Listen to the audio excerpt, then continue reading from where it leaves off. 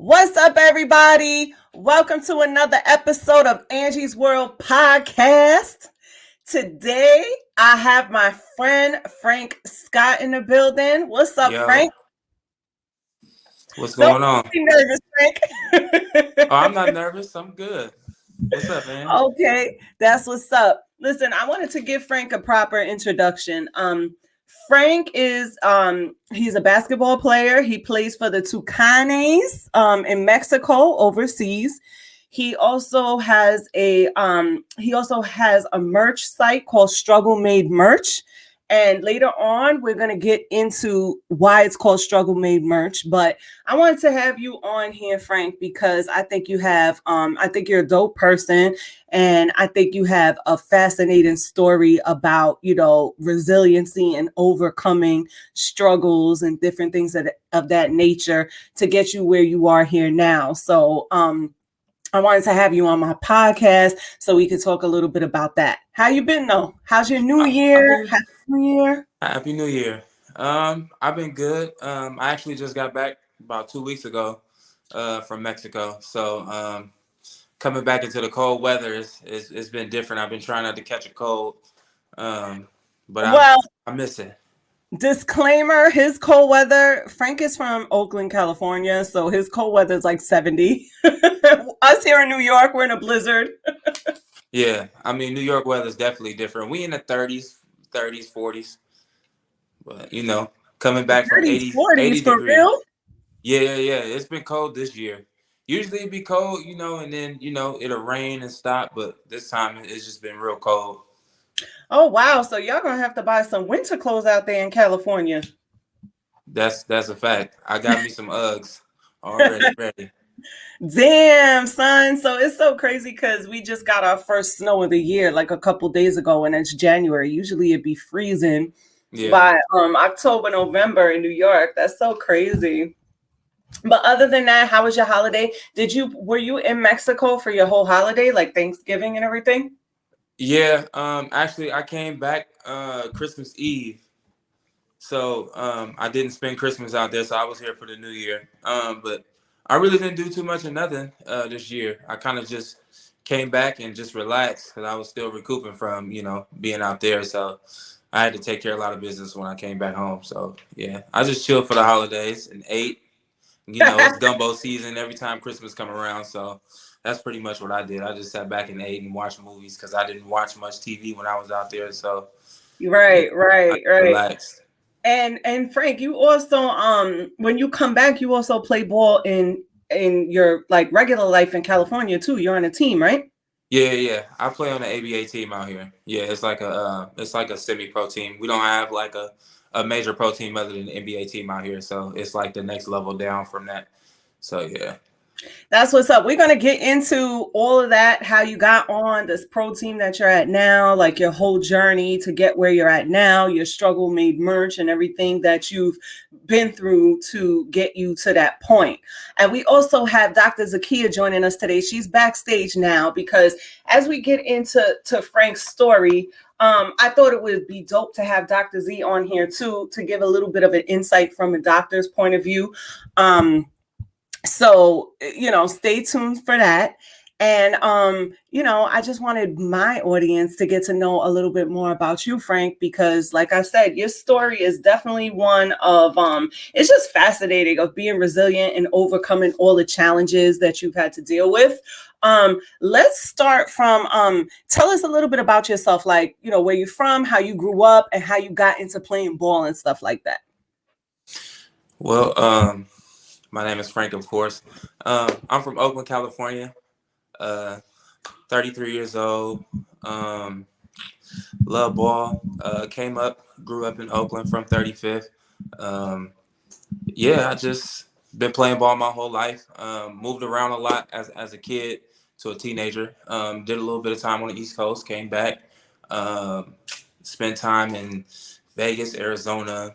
Just moved around a lot, and then I was in Atlanta for about 5 years, and then I came back to Oakland and started balling again. And yeah, that's just pretty much what I've been doing, man. Balling and just staying in the town, staying in Oakland. Word. Okay. So tell me, so now we're going to get into your story, Frank. Now, for those of you who don't know, Frank he had to overcome a huge challenge. Frank was on the waiting list for a donor for a kidney because he had kidney failure. So, for those of you who don't know, the severity of what kidney failure is, being on the list for, waiting for one, and, having your health, don't know if you're going to live or die, and all, everything that your body goes through, dealing with something like that. We're going to get into that. But tell me a little bit, Frank, about, the story that you told me, like how you found out, and how it started to happen, and different things of that nature. Bet. So basically, back in like 2011, I think it was like mid 2011. I was working. I was working as a security guard in a mall, and during my time working there, I had started experiencing like these crazy like headaches, and I didn't really think too much of it. I just thought maybe, doing security, you put in a lot of hours. So, and then on top of playing basketball at the same time, I really didn't have much time to rest because I was trying to do both of them. So, I mean, headaches, everybody get them. So I really didn't think too much of it. But as the time progressed on, I started to have other symptoms that I felt wasn't, too related to the headaches. I started to have nosebleeds. So I'm like, okay, during the time, I think it was like going into the winter time. So it was cold, and I used to get nosebleeds from the cold um, due to my nose drying out, but I didn't know. So um, at the time, it was real cold, so I had a few nosebleeds. So I didn't think nothing of it. Again, I was young, so paying attention to my health wasn't a big thing like that. Um, but this one particular day, I was at work. Um, my nose started to bleed. So I'm on like this little Segway joint. It's like a little scooter you ride around in or whatever. Right. Um, and my nose started bleeding, but when I started to ride the Segway, it'll stop. So it was like a stop and start thing. Hmm. Um, I was there to open the malls. So my supervisor or nobody that was in charge above me was there to be able to, I could go tell Right. them and let them know something's not right. I need to go home. So I pretty much had to stay till my supervisor got there. Um, by that time, my nose had been bleeding for a while. But if you set up like how we're sitting up, the blood, it'll go back into your throat, down into your, into your Right. stomach. So it had been doing that for about 4 or 5 hours. So um, I started to feel a little weak, like a little lightheaded. So I'm like, okay, it's getting to the point where I feel like I'm about to pass out. So my boss finally pulled up, and I told him like, I've been experiencing a nosebleed, like I need to go home, like this serious. And so he allowed me to go home. I went home, and I just kind of like laid down because I was like, man, I'm tired. Like it's Right. all morning. My nose been bleeding, and by that time it had already stopped. But all that blood had been going down. So Right. you know, I didn't know what to expect. I just, again, like I said, I just thought maybe I just wasn't feeling good. So I laid down, and maybe about 2 to 3 hours into my nap, I woke up, and I felt real nauseous, like I was about to throw up. So what ended up happening was I got up out of the bed, and I was getting ready to head to the bathroom. As I was getting ready to head to the bathroom, I started like gagging.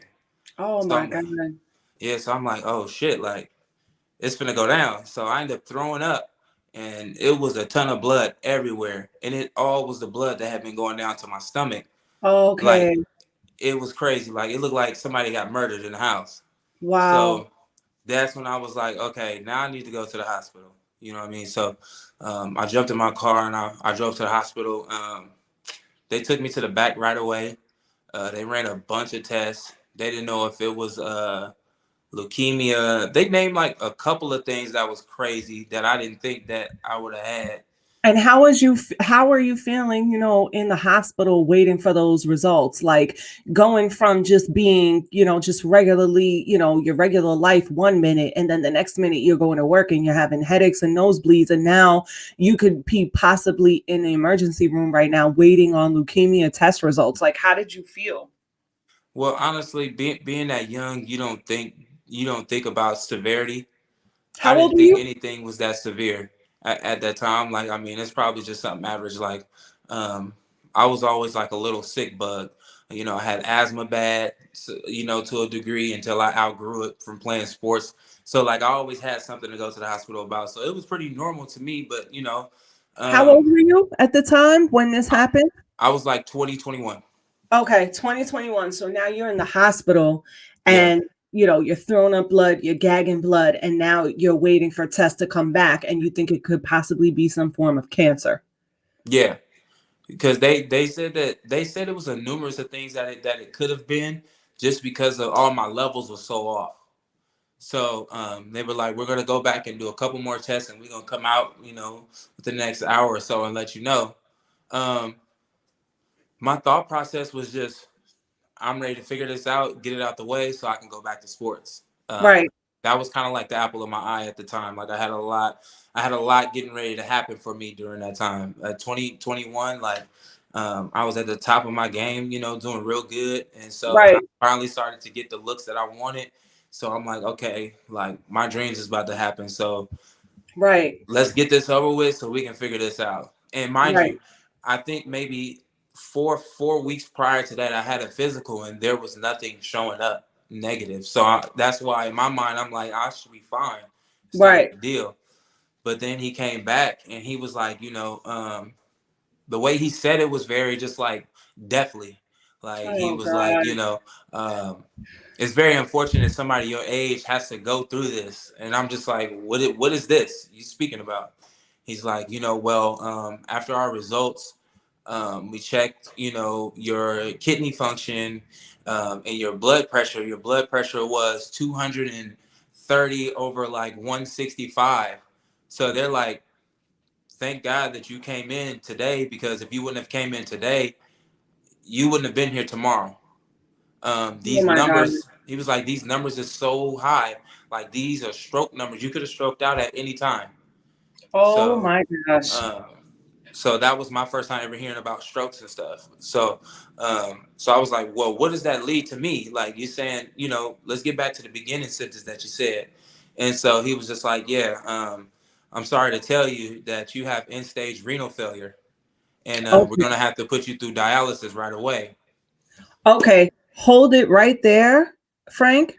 Mhm. We have Dr. Zakiya joining us in here. Okay. So, in stage renal failure, I'm going to bring her up to the stage, and I want her because we're pre-recording this right now.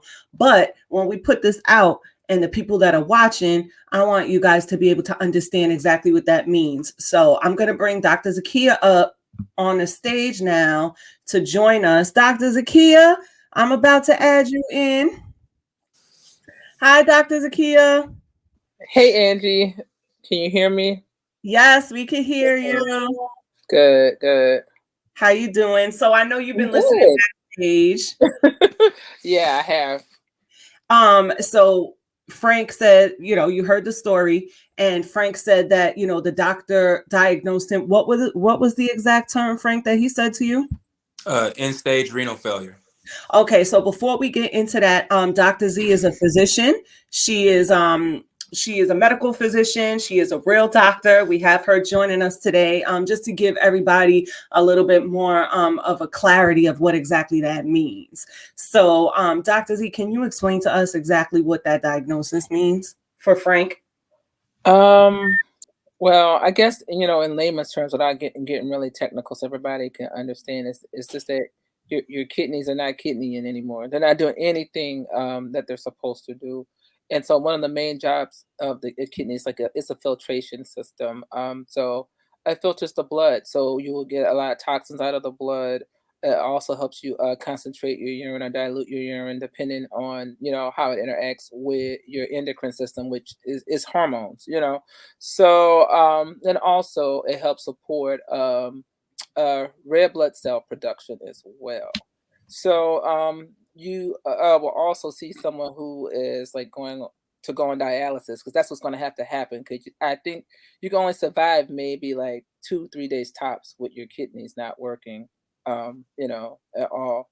And so you know, it's common when people are like on dialysis that they'll take things to support the red blood cell production because they'll be anemic because of chronic disease.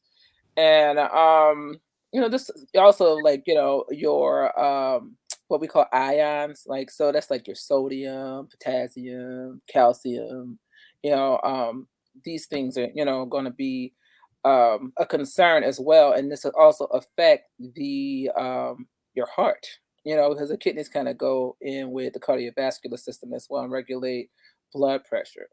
So you're gonna, you know, it's a life-changing thing, you know, but people can survive on dialysis for many years. Like I had my grandma was actually in end-stage renal failure for several years before she passed away.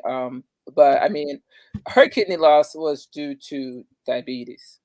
You know, that's a common, you know, cause. Like you know, kidneys are attacked over a long period of time, you know, from high blood glucose levels. So yes, you know, it's serious, but with dialysis and also getting on the donor list and getting like, you know, you know, at least one of those kidneys replaced that can like really impact your health in a positive way, you know. Absolutely. Mhm. And with that, we're gonna get into, because Frank, he did eventually go through those steps.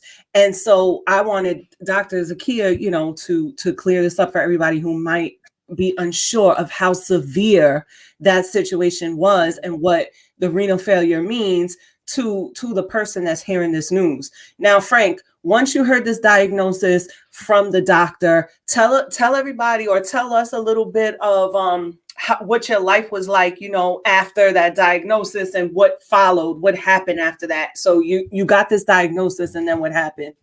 So after he told me, I asked him to go more into detail about what's happening. So basically, like Dr. Zakiya said, he basically was saying that there's no function in the kidneys. So he was like, we have to start dialysis for you right away. I didn't know what dialysis was. Mm-hmm. And so they took me to the back, and they did like this procedure for like a temporary catheter that they insert in your chest down to your heart, pretty much. Um, and that's the way that they started the dialysis treatment to get some of those toxins out of my body.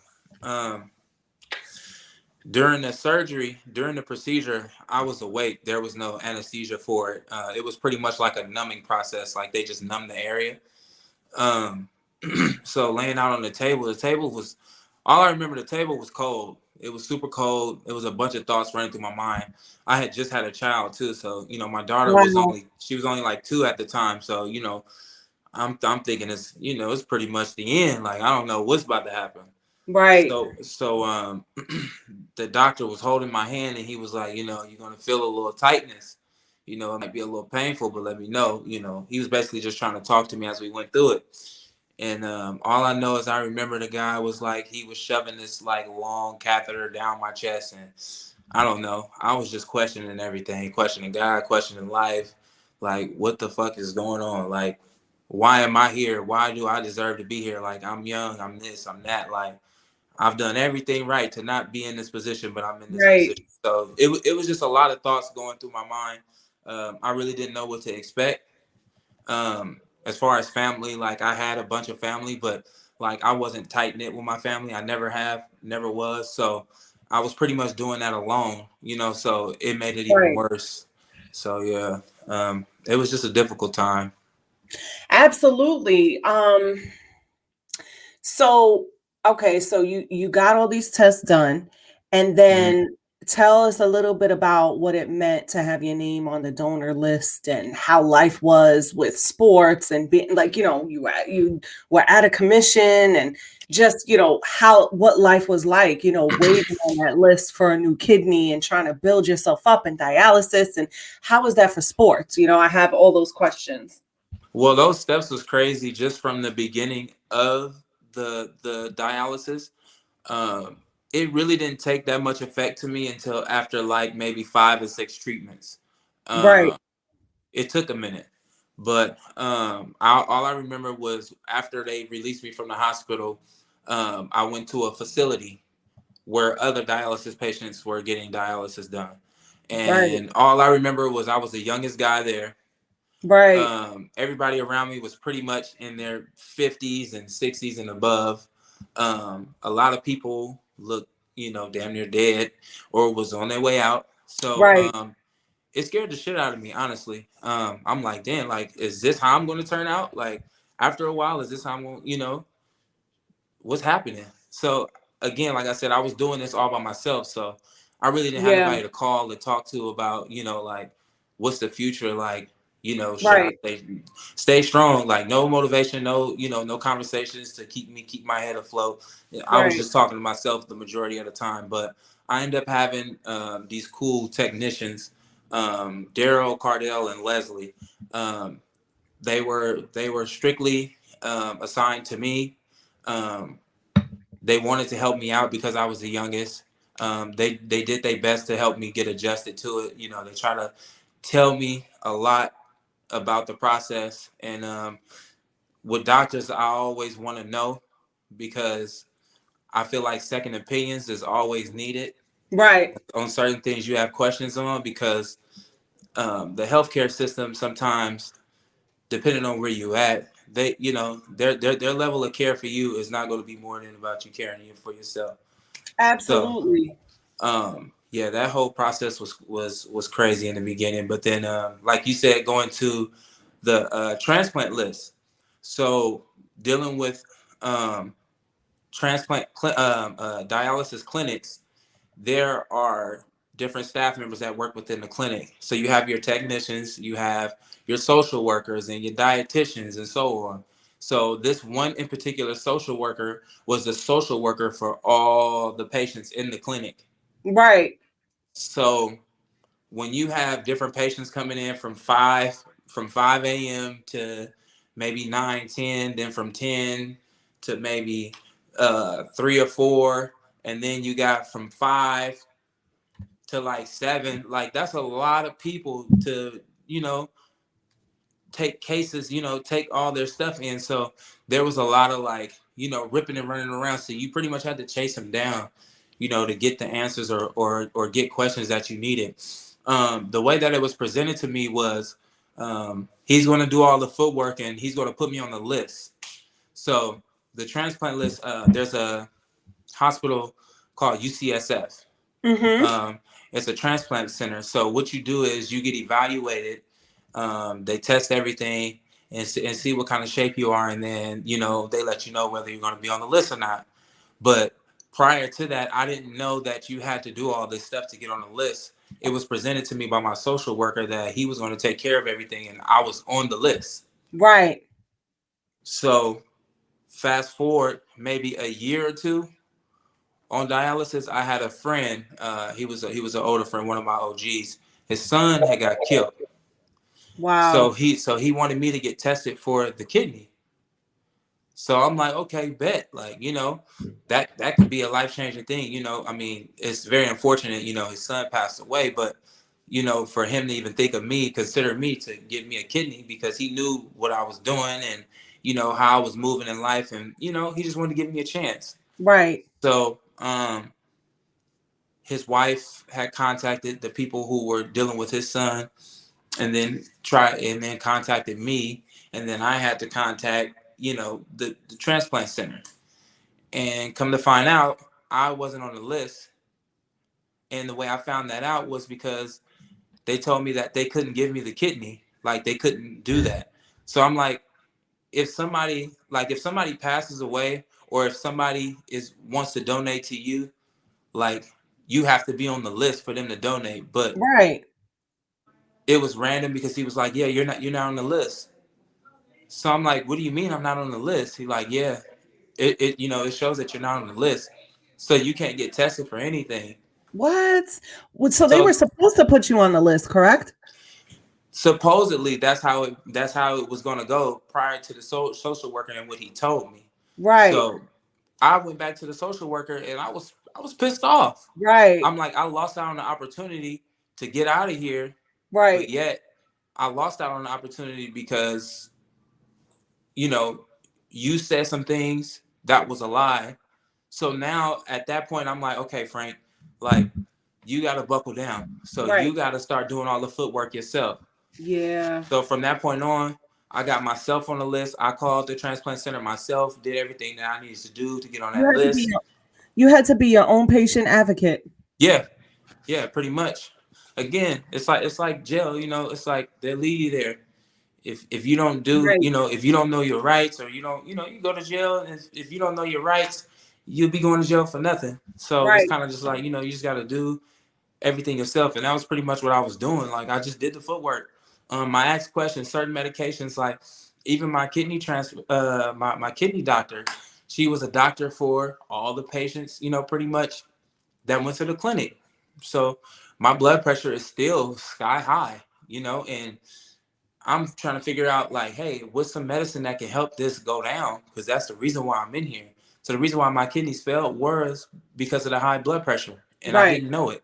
So Right. the doctor was like, you know, your kidneys failed because your blood pressure was so high, but you would have never known because you played sports. So the sports, you know, your heart rate is always up.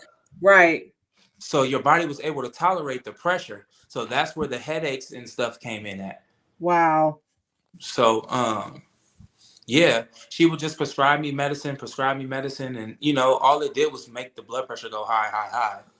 So, you Wow. know, I asked around, I'm like, what's some good blood pressure medicines that might help me? And one of the patients that I was close with, she recommended one that she was taking. And so when I started taking that, I seen a drastic change in my blood pressure. So I'm like, That is okay, something. I'm gonna stay on this because it's helping. You know, Right. I had hypertension, so it fluctuates. Like it goes high when it wants. Like you can't really too much control it. So um, yeah, I called the transplant clinic, got on the list, and then from that point on, it was just like you wait. You know, some Right. people wait 10 years, some people wait 12 years, some people, you never know how long it's going to take, because when And it how comes to long? transplants, they want to find the right donor, Right. the right tissues, the right blood type. It's like a whole bunch of strenuous stuff that comes with that. Before you go into that, I'm gonna bring Dr. Z back up, and I want her to tell us a little bit about that. So, Dr. Z, you ready? I'm gonna bring you back up to the stream. Hey, Dr. Z. Oh, hey, I'm here. Okay. So Frank was saying that now he became he had to be his own patient advocate because he went through a lot trying to even get on the list. So now he's Mhm. on the list, and he was explaining that there's a lot that entails before they find the perfect match to a kidney donor. Could you Mhm. tell us a little bit about what has to match before, like, let's say for instance, God forbid I pass away and I want to donate my kidney and Frank needs it. They can't just take my kidney and put it in Frank. What is it that has to match?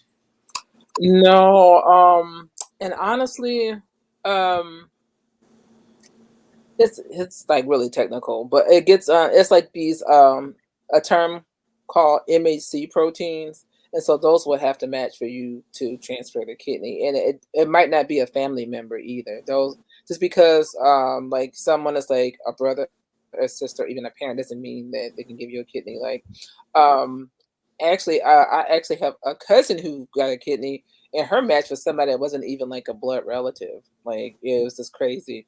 And so, but then even after the kidneys match and they like you're on the list and they're like, okay, the kidney is yours, you're still not out of the woods because you know you do have to like what we call like kind of subdue or like tone down the immune system, because what your body does, it'll mark stuff as self and non-self. And so what the immune system always wants to do was to clear the body of things that are non-self. And so that can cause your body to reject the graft, you know, or the kidney graft. And so also you can get a blood clot. And that was another thing that happened with my cousin when she finally had found a match. Because actually, I think her older brother was a match, you know, in this case, you know, when she got the kidney and they had a successful transplant surgery. There was a blood clot that actually caused the kidney to reject, and they lost the kidney. And that was like a devastating loss, you know, because her brother actually like gave her his own kidney. Like my, you know, these are my two cousins, and so it's just like Now he just has one kidney, and then she doesn't have any, still. So it's still a risk, It doesn't mean just because you're a match that the kidney is going to take. You have to kind of get out of the woods and go from there. Um, but I do feel like, and you can correct me if I'm wrong, Frank, because I've never been on the donor list. A lot of like what determines whether you're going to get the kidney or not is like your health at the time. It's like a score that they give. I forget the name of it. It's a scoring system, and then that's how they put people at the top of the list. And then once a kidney becomes available and it's a match, then they'll be like, okay, who's next on the list that can get this organ? And then everything happens real quick after that. Next thing you know, you're going to the hospital. You're getting this life-saving surgery, and yeah, that's how it goes. But Frank, thank Yeah. you, Dr. Z. Tell me, how long were you on the list before you were able to get a kidney, and who was your donor? Do you know who it was? So like Dr. Zakiya said, just to shed a little light on that. Yeah, pretty much with the list, like the way that they was doing it from what was explained to me, um, the younger ones are in more priority than the older ones.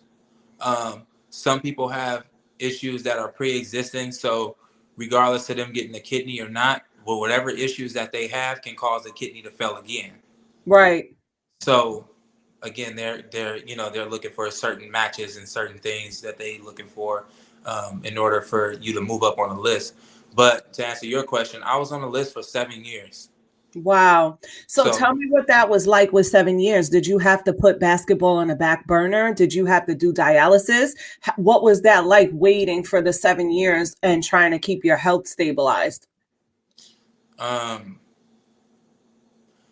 I think it was I think it was a I don't know. I can say it was a beautiful struggle. I guess that's how I put it.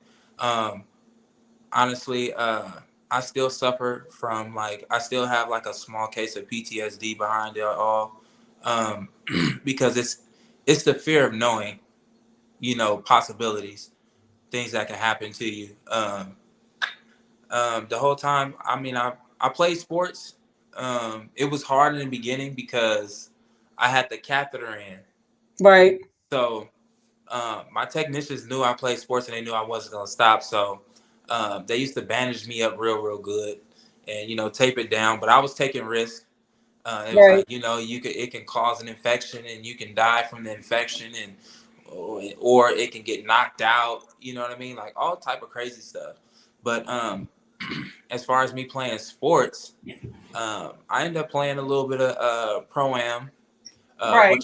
which is like a summer pro league, where like all the pros come and play, kind of like Dykeman, or you know what I mean, like they do Right. in the summertime, like that. And I couldn't play on like a team because of the physicals. Of course, I wouldn't check out.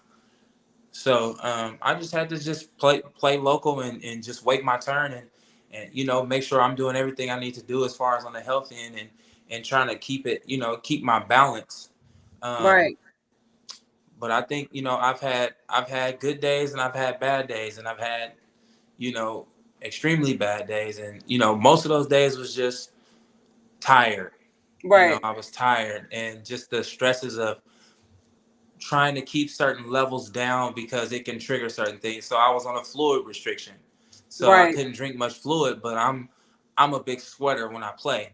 So Right. me sweating out all that, all the sweat and then wanting to replenish my body back, I could only drink so much because I was retaining fluid due to the kidney failure. So I would have to wait to dialysis to flush it out. You know what I'm saying? Because Right. I didn't urinate. So So now, go ahead. I'm sorry. no, go ahead, go ahead. No, so I was going to ask you. So, Frank, as you can see, this is, such a fascinating story of somebody who, who overcame something so huge and continued to hold on to his dream and persevered and, kept his hope alive and didn't give up. Took him about 7 years before he got the kidney, and we're going to get into how it was afterwards. But if you look on the screen now, struggle made _35 is Frank's Instagram. You also have a brand called Struggle Made. Now, when did you develop that brand? You also have a shirt on from that brand. So if you tap into Frank's Instagram, it'll take you directly to the website where you could purchase your merch. Tell me how did the Struggle Made merch come after you were over the hill or during? It was definitely after. Okay. It's crazy because like after I got my transplant, when I got the call for it, I had literally just got off work. Like I was busting out 12-hour shifts at a warehouse. Right. So I was just trying to keep myself in as much shape as possible. So yeah, when I got that call, I thought it was fake. But mind you, prior to that, I had got a letter in the mail. And so they say, you know, when you get that letter, that lets you know that you're moving up higher on the list. So you don't know when they're going to call you. They can call you anytime. Like they can call, if I had it right now, you know, they could call me and be like, hey, we found a match. We need you to come right now. And you only have a certain amount of time to get there, you know? So, yeah, when I got the call, I was just getting off work. I got home, showered up, and I was chilling, you know? I'm like, oh, man, I'm relaxing. And then I just get a random call and I'm like, hello? They like, yo, is this, you know, is this Frank? Like, you know, we have a kidney for you. They like, you know, are you excited? I'm like, shit, I'm excited, but I'm, you know, I'm puzzled because I'm like, I didn't expect that call to happen.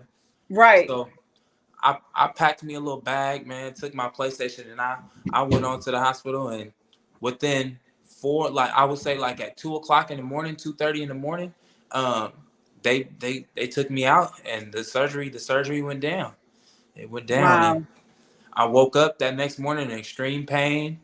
Um, but all I could do was just thank God. Like I was Yes. just thanking God. Like it's over. Like all this time I've been, you know, I lost a lot of my 20s Right. behind that.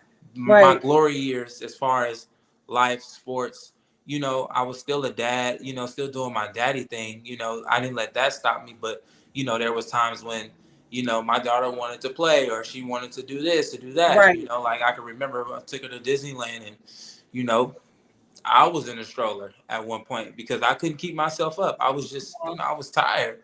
Yeah. So, you know, I was just like, man, like now it's all over. I can finally be the dad I want to be. I can finally be the basketball player that I want to be because the goals were still there. You know, it was just, I lost a lot of my 20s. So those are, you know, those are prime times. So I just, you know, took it with a grain of salt and was just happy to be alive. And, you know, I got through one of the biggest parts of life, you know, and I knew that I was going to be able to be around for my daughter and, you know, maintain, just live and maintain. So um, we started there and Right. I was in the hospital for maybe about 3 weeks. I was in the Mm-hmm. hospital for about 3 weeks. Um, Once they transplanted the kidney, I started to urinate right away. So they was like, oh Wow. man, they was like, that's pretty good. And then about the third or fourth day, they took the catheter out of the you know what, and they was like, you know, if you can fill up this amount, you know, you pretty much good. So they like, yeah, just keep filling this up. So they was testing it, and then they were doing Right. all these, you know, labs and stuff. And I had to walk around 9 long, and 9 long is like the upper floor. They make you walk all the way around the floor, and you got to do so many laps. You know, Right. you do a few laps a day, you know, but you know, me being young, I guess that was the best part of the health process, having the youth on my side. You know what I mean? So Yeah. I was walking around and, you know, about time I got to my second and third week, they like, damn, like you healed up and your progression was probably one of the fastest I've ever seen. That is so inspirational to people, just to, I mean, after going through what you went through and got such, a diagnosis that you did at such a young age and having to go through 7 years of dialysis and the waiting period to, finally get a kidney. It's like, and then you were playing sports through the whole thing. Now you have your kidney. What is the healing process like? Tell me a little bit about the healing process, and then tell me a little bit about how you started your brand. Okay. So pretty much the healing process, I didn't have any kidneys removed. So what they do is they add the kidney to you from the front. So they go through your pubic nerve, which is like, in almost close to your area, the upper part, and they slice up like to the like first 2 inches of up closer to your stomach, and they insert it there on the side. Um, so they did that, and then they glued it up. um, when I got out the hospital, I still was swollen because my legs were super fat. I had put on a lot of weight because I had a Right. lot of steroids running through me. Um, I was taking Flomax to you know have my urine more easier to flow, so it just relaxes the prostate. So I was urinating a lot of that fluid out of me, and just recovering was just different. Like I laid in the bed a lot. I Right. went to the grocery store on my own, and I try to shop and do little stuff like normal people do, and it was Right. just hard. It was just hard. So I was still going through the growing pains of getting it all right, but it took me about 3 months to heal, the wound to heal, and once it's healed, I started playing sports again. I mean, I was on the heavier side because of all the meds, but as when I kept going and kept going and kept going, I was shedding it. I was shedding the weight and getting back right. But That's so awesome that you were able to, to continue to, have that hope and that determination and, just that motivation to push through that. What was your motivation? Was it your daughter? Was it basketball?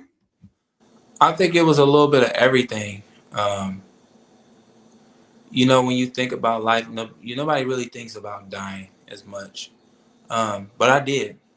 Um, Being in those rooms with those people, seeing so many people die on the Right. machine, seeing people get up to go weigh at the scale and they pass out and don't wake up.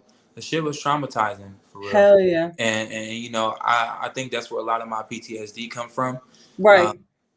like to keep it all the way solid, like I just went and got labs done from the last time that I got them done was probably like over 6 months ago.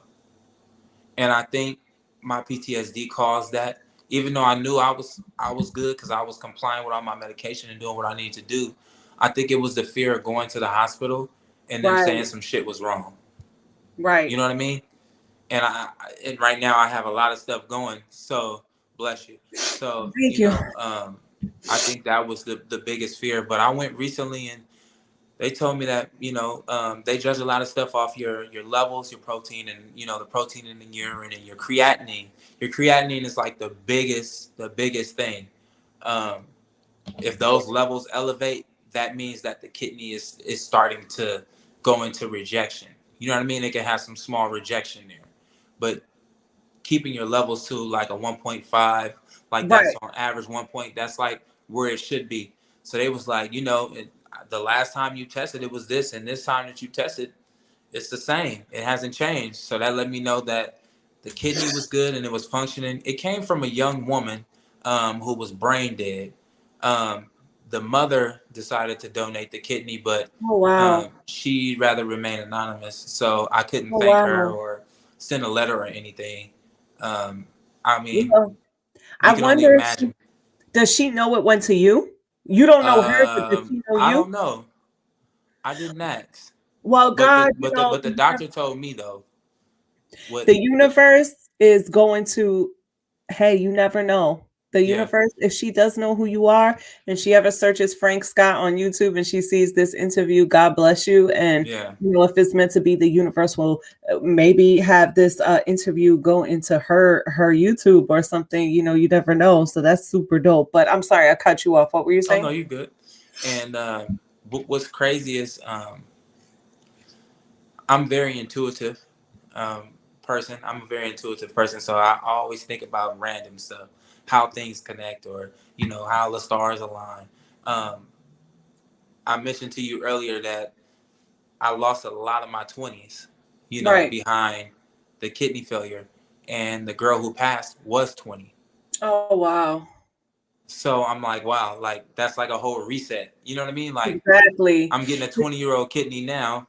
You know what I mean? Yeah. I lost mine when I was 20. So I don't know. I You was got just some thinking young body crazy. parts in you, so you got a 20-year-old kidney. That's super Hmm. dope of a healthy of a healthy person. So Yeah. tell me about, so I mean, so now you know you're healing. Tell me when struggle made merch came into effect, how you developed that.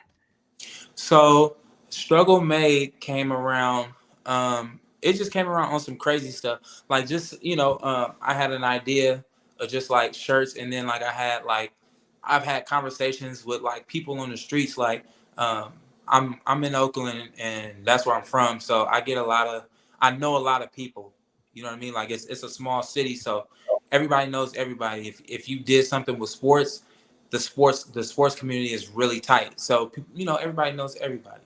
So people always come to me all the time like, man, like I remember playing with you when you was this skinny, and I didn't even know you had this going on. Like a lot of people just now knowing that I had kidney failure and was on dialysis, because I never really told nobody. I was very private with that. But then I started to realize, like, man, there's nothing I can do. Like, this is my story. Like, this is the way I Yes, had to live my life. This is my struggles. This is what I went through. And to that being said, the people around me, like, man, you fucking did it. Like, you did this and you yes, did that, and you came from the struggle, bro. You struggle made for real. And like, absolutely. then it clicked. So I'm like, struggle made. I like that. So like me and my cousin Ty, um, she does like artwork and stuff like that, and has her own little t-shirt pressing company. So we bounce ideas off each other all the time. So I'm like, yo, can you make me a struggle made shirt, like a shirt that just says struggle made? And I was like, I just want to wear them like when I'm hooping. So I just pressed up a few shirts, and then when I started to wear them, people like, yo, that shirt is dope. Like, where you get that from? Like, like that's a fire shirt. Like that means a lot. Like, you know.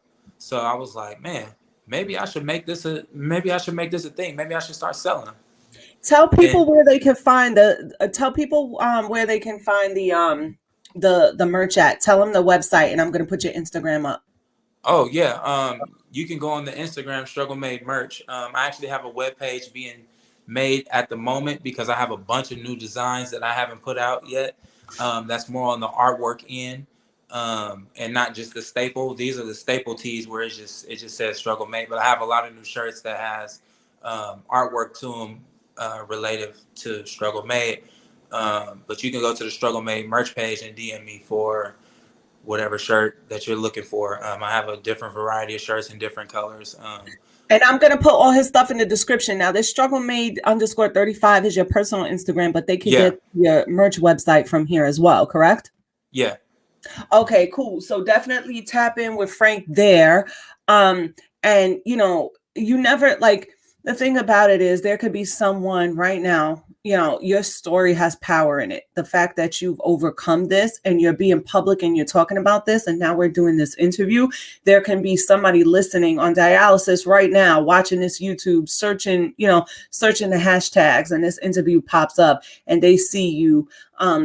And you're giving them hope, or someone who is going through, who's on the waiting list right now for a kidney, or going through dialysis, or maybe a person that plays ball, or going through any other health issue. What advice would you give them right now, to anybody who's watching who can relate to your struggle? What would you tell them? Um, what I would say is this whole process has been a mental game. It's about mental toughness more than anything. Um, I think that you really have to stay focused, keep your eyes on the prize and what you want, and continue to live your life the way you want to live it. Um, when it comes to the doctors and stuff, they have a lot of restrictions, but other than that, just follow the directions, and live to how you want to live. Don't put yourself in a shell, because I kind of did that in the beginning, because I was like, I mean, what good use am I? Like, what am I good for? I can't do nothing. I can't travel. I can't do this. I can't do that. So it's a lot of mind. It's a lot of mental toughness in there. I say just stay mentally tough, man, and just go through it. Like, you never know whether you're gonna get called early or late or whatever. But just stay mentally strong. And I think me staying mentally strong and having a goal in mind like sports and having my daughter, I think that was just things that I look forward to doing forever. So that's just some of the things that I use. Just I staying love mentally tough. that. Dope advice from the desk of Frank Scott. So listen, guys, definitely hit up Frank, hit up his merch shop. You're not going anywhere yet, Frank. We're going to talk about some happy things. We're going to talk about the team that you play, the Yeah. Chinese in Mexico. We're going to talk about that. And then I'm going to bring Dr. Zakiya up and we're going to play some games and then we'll be done. We're going to play a game called Red Flag or Deal Breaker. We're going to talk about some hot topics There and we then go. we're going to be done. So, Frank, again, I thank you so much for the courage that it took to come up here and tell your story. And I pray that this interview lands in the hands of every single person that is dealing with something that can look at you as a form of motivation. God bless you. And let's talk about what you're doing now. What are you looking forward to in 2022? Tell me a little bit about you playing overseas and how you won the championship and the moves that you're making in 2022. Yeah. So, 2021 was definitely a challenging year. I bounced around a few teams last year, and I got drafted last year to play in Mexico. And when COVID hit, not only did I catch it, but That was crazy. yeah, it shut down sports in Mexico. They wasn't allowing because of the tiers. Right. It was too high for us to play sports. So I pretty much had to wait a whole year. And again, like I said, just staying mentally strong, staying in it, working out every day, making sure that I'm staying active and doing the necessary things I need to do on the court to keep myself at a pro level. Um, I just stayed in it and worked, and I'm a medical service technician now, so That is I deal with a awesome. lot of hospice care people. So again, I'm getting back into that realm of medical, and I'm still seeing people who aren't going to be here within the next week or two. Yeah. So I'm more mentally tough because I've Right. already been through that. So I felt like if I could help somebody, um, if I can help someone put their life at ease and make the process of them transitioning out as comfortable as possible, you know, Right. I do that. I But love that. How was it with the COVID thing? How was that experience having that? And do you have any residual, kind of symptoms and stuff? How long did it take to get over that? well, it's crazy. He gonna get mad at me, but my teammate actually gave it to me. Um, Lord Jesus. Will, um, but Not airing him out. but Well, it started off with the chills. Like literally, I was playing ball one night, and when your shirt wet and it's a breeze, right, it's cold in the gym. I'm thinking, maybe I'm just cold. And when I changed my shirt and I went outside, I'm like, shit, it's cold. And then I get home, I take a hot shower and bundle up, and I'm like, shit, it's still cold. So wow, I'm like, now I got the chills. So I'm like, oh man, I don't know what's happening. So I had the chills for about 2 days, but I went to work on the second day with the chills because at the time where I was working in a behavioral health facility. So we was getting tested every week. So luckily that week it was time for testing. So I got tested, and they called me and was like, "Hey, you tested positive for COVID, so stay home." So I'm right, like, okay. I'm like, okay, bet. So I'm like, damn, I got COVID. What's about to happen? So I had the chills for yeah, 2 days. Then after that, it was just all respiratory. right, Like it was hard to breathe. yeah, I had to, like how I'm sitting up now, I had to go to sleep like that. Um, wow, it got to a point where like if I lean to the side like this, I'd start coughing, and then it turned into like a panic cough where right. I'm trying to catch my breath. Like I had to calm myself down, like in like a panic attack type ordeal. And that lasted for about 3 weeks Damn. until again, like I said, they just like, yeah, stay at home, start walking around, start walking around your house because if you're sitting down, it's not going to help open up your lungs. So Right. I'm like, look, this is about the third email I done sent y'all. I need something that's gonna help me. I'm like, do you have a albuterol? Do you have something that can help me open up my lungs? And I Right. had asthma, so I know there's things they can give you for it. Yeah. So they was like, yeah, come see us and we'll check you out. So they checked me out and they was like, yeah, we'll give you this, this steroid to help open up your lungs. And once I started doing that, it was just like ground zero again. Same thing with Right. the transplant. So I went to the local park because it was outdoors, and I would just Right. do like little suicides here and there, Yeah. just to try To to build open up up my your lungs. endurance. Yeah, Right. so Exactly. it was just a lay a brick every day type of thing until I got back. But Wow. it took about a month to get all the way back. And do you have any residual effects from having COVID? No, Thank no, God. Thank no. God. All right. So we passed COVID. Thank you, Jesus. So tell Yeah. us a little bit about you going overseas to Mexico and winning the championship and stuff like that. How was it like, getting drafted, going over there, playing the game and everything like that? So, like I said previous about COVID hitting. So this year we finally got to go. Um, I played on a team based out of Cabo San Lucas, but we were playing in San Jose del Cabo, which is like a Got it. city in Mexico. Um, it was a feeling. I think more so bigger than what everybody else is feeling. Yeah. Um, I'm a person who I'm funny. I like to laugh. I like to joke around. Um, but inside, I was really never happy for anything. Right. Um, just my background growing up and stuff like that. Like I never really had nothing to be happy about. But Right. this moment in this past visit to my team in Mexico, I think, as you can see on my Instagram, I have a ton of pictures. Like I don't take pictures. I don't even like pictures. If you look at Yeah. my pictures on Instagram, I look down at the ground a lot because I Yeah. don't like looking in the camera. I don't like pictures. Right. But I think this was the happiest moment of my life. Just it was like some bucket list type shit. Like I'm like, now Absolutely. I've accomplished everything that I wanted to and more. Like, Despite of what you went through. yeah. And I'm like, I'm here. Like the anthem came on. They have like their inaugural season anthem where they blow the horns and all that. And all I could do was cry. Just Yeah. my teammates looking at me like, what's wrong with you? But a lot of them don't know my story. Yes. So it was just it it was hard to explain, but I was just very happy and just blessed and just grateful to even get the opportunity because where I'm from, it's a lot of hating going on.